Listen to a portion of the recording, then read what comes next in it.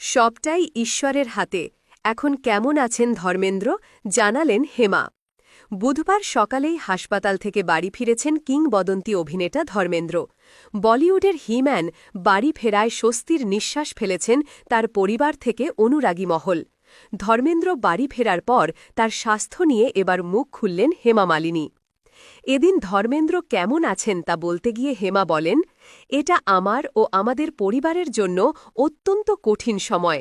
ধর্মেন্দ্রর সন্তানরাও খুবই দুশ্চিন্তায় দিন কাটাচ্ছে। তবে উনি যে হাসপাতাল থেকে বাড়ি ফিরেছেন, এতে আমি অনেকটা নিশ্চিন্ত হতে পেরেছি।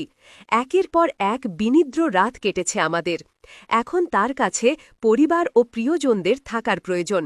বাকি সবটাই এখন ঈশ্বরের হাতে। ওনার দ্রুত আরোগ্য কামনা করবেন।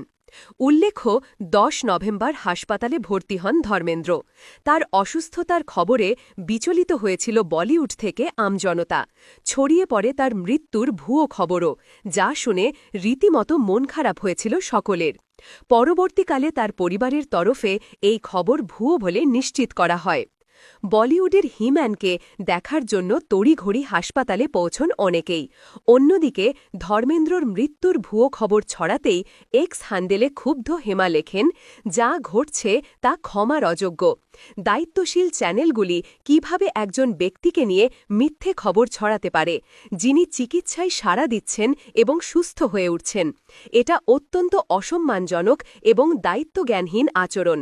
দয়া করে এই কঠিন সময়ে পরিবারের প্রতি যথাযথ সম্মান বজায় রাখুন আর আমাদের একান্তে থাকতে দিন।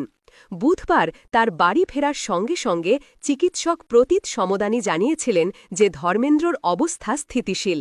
এই মুহূর্তে বাড়ি থেকেই তার সমস্ত চিকিৎসা চলবে।